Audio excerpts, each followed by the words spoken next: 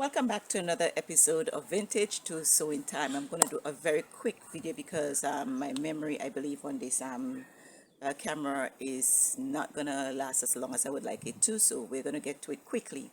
What's the project for today? What I'm working on for today? Well, it's time to replant my garden. I have not done anything at all so far. It is now beginning of April. Today is the 4th of April 2022, and you will notice that I already have some posts in, which would be the benchmark basically of my fencing to fence the garden into, to part it off into. So in between we'll have a walk down from the house down to where we park and exiting the property.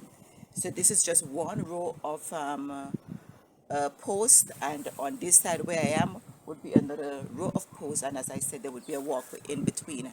Well, these posts are already up, but I have to take them back down because I realize they're not strong. They would not be strong enough for the fencing because I have some goats, and all the way down at the gate area there's one post that's already knocked out because the goat went in, because in that area I have already put on the fencing, and my goat went and was trying to scratch himself and he basically pushed that post out of the way. So I know that that's already the indication that I have to secure the post a little bit stronger.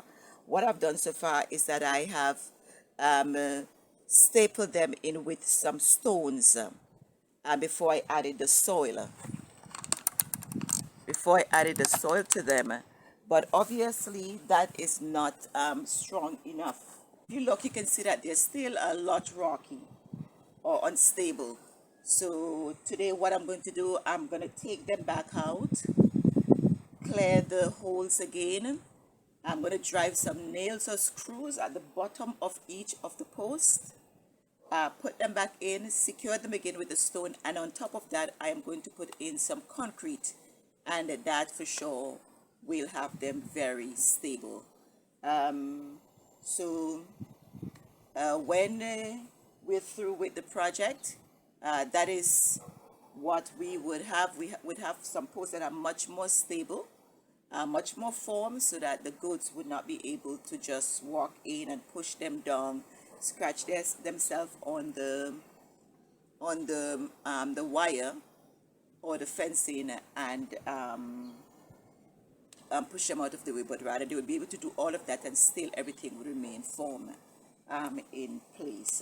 I'm not gonna keep you long. As I said, the memory for this video may not last as long, so I would cut and paste and let you see as I go along a bit, but rather than just have the video running, I am not going to be able to do that. Before I go, I just want you to see something that I just discovered in this bed right behind us. So in this bed behind us, I just discovered some eggs. These eggs are really not from any of my my layers.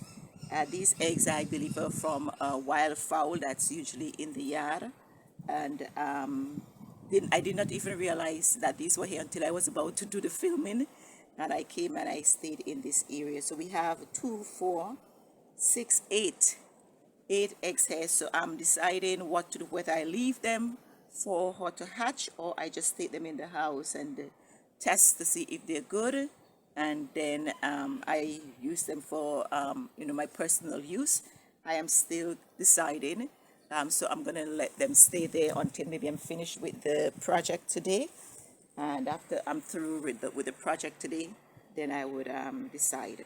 If you would notice, my bed here is completely overgrown, so all of that is a big part of the cleanup and preparation for planting 2022, and that is on the way. So I would be bringing you along as I do some of these projects from time to time, and you would see the planting and the reaping. Stick and stay with us on Vintage to Sewing Time, and you will be sure to be updated as we go along.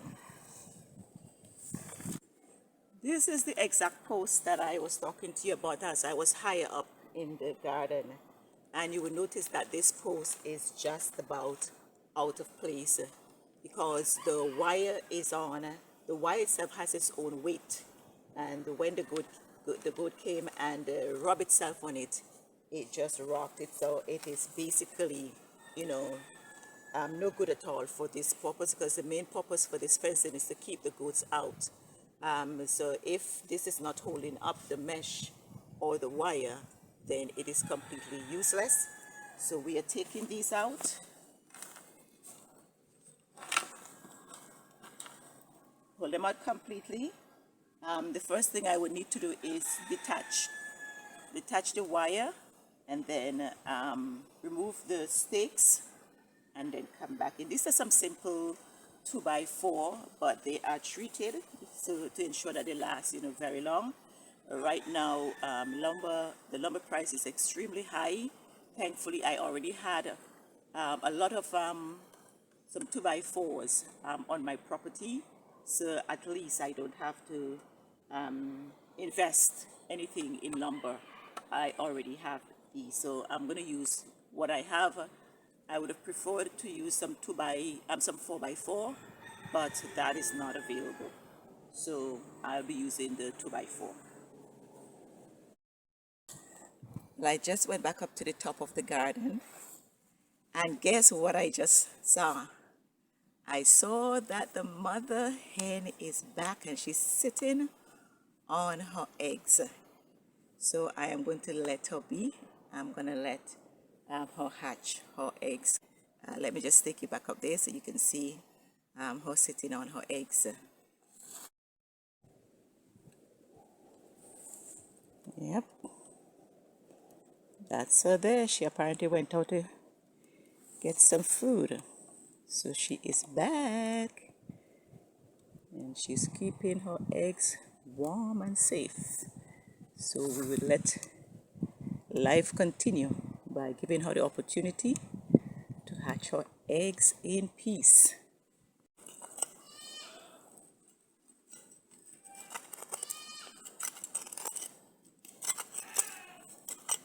All right, so that's the first hole that is cleared. On to the second one. I'm hoping that this project does not take me too long, because I have to make a running tongue to deliver some eggs.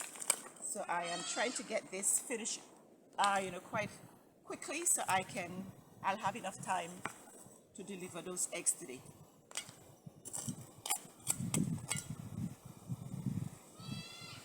The holes are already dug, which is very good.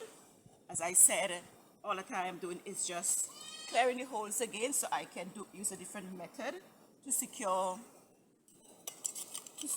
my stakes.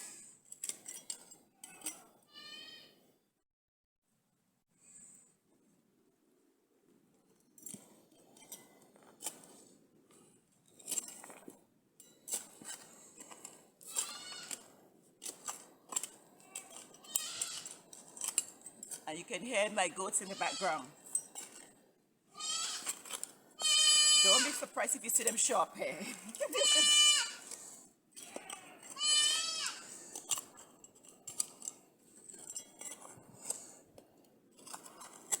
Alright, that's hole number 2. That's completed.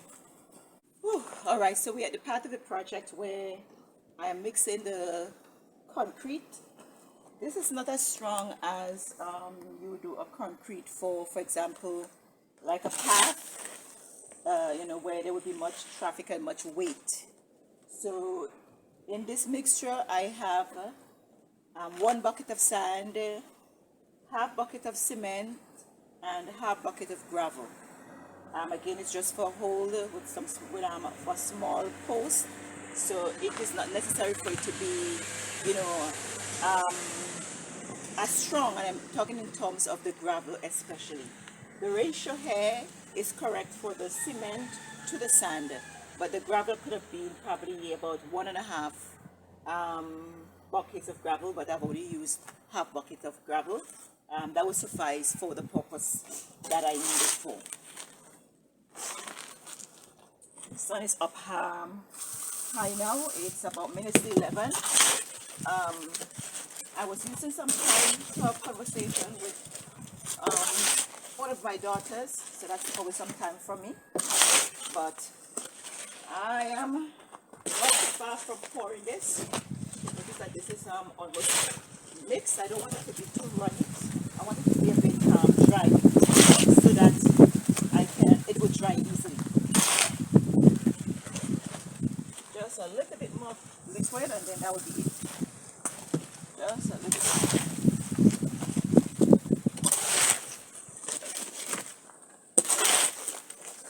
And then we would start the pouring.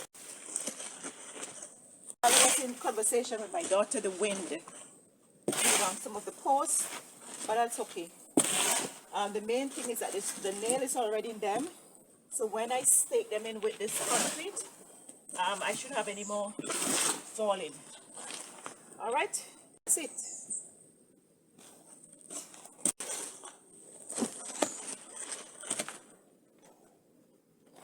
So it's time to go.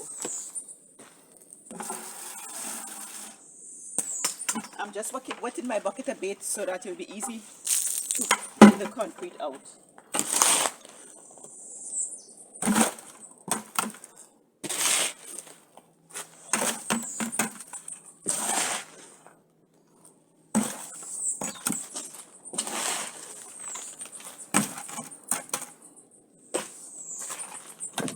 So I have how many holes? 1, 2, 3, 4, 5, 6, 7, 8, 9, 10.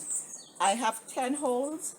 So I believe the mixture I have here should be able to deal with those 10 holes, and that I don't have to mix up anymore. But if I have to, then I at least have the raw material. I have a half of the cement there. I have a bucket of sand in my storeroom, and I have gravels. The good thing about this project is that it's really costing me nothing, because I have the post, which are the 2x4. I have, as I said, a good stock of those. The sand was already in the storeroom from another project that I was doing. I had some buckets of sand left over. The cement was also left over from that project also, and the gravel is a heap that I have in front of my to the back of my yard. So thankfully this is actually costing me nothing except labor if I decide to pay myself. And my payment would be in the bountiful supply of my increase in food. So that would be enough pay for my labor. So all in all, it is really costing me nothing, and that is always a good thing when you can do something this important and it costs you nothing.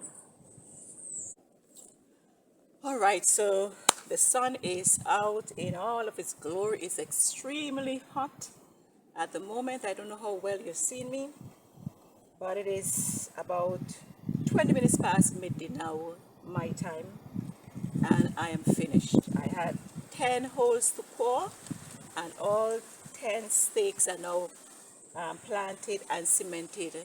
So I can call it a day, and I can say mission accomplished with this project.